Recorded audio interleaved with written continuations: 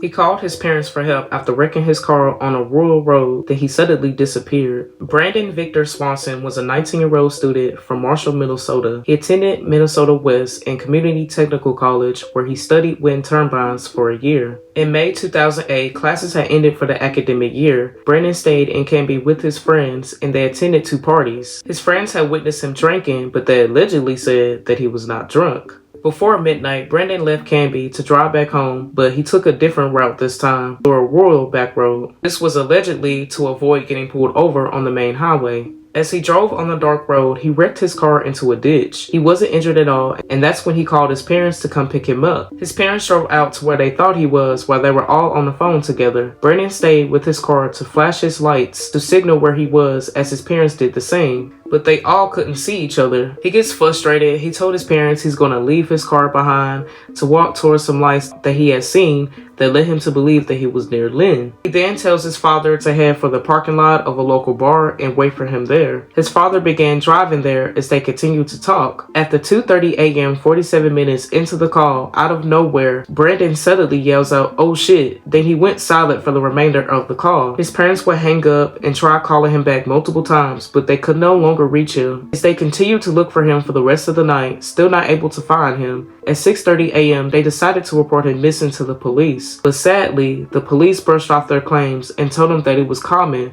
for young men that age to stay out all night after the last day of college classes. And they also stated that it was Brandon's right to be missing, which is unbelievable for them to actually say. Later that morning, the Lynn police began their search, and the phone records revealed that Brandon had been calling from between Porter and Taunton, which is 25 miles away from Lynn. A scent trail was picked up on field roads west-northwest to an abandoned farm, then along the Yellow Medicine River. Police believed that Brandon possibly might have drowned, and they started to search there. They couldn't find any evidence of foul play or any sign of Brandon, no DNA or body. To this day, Brandon Swanson has still been missing for the past 18 years. His parents began to push for a new Minnesota law called Brandon's Law, which made the required change to search for missing people even if they're over 18.